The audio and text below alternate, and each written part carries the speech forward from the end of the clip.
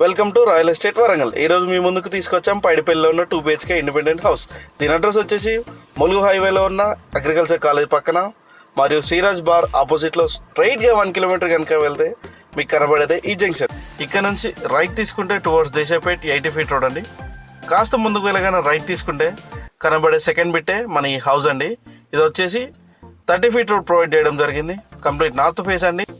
ఇది complete 120 square యార్డ్స్లో కట్టడం జరిగిందండి.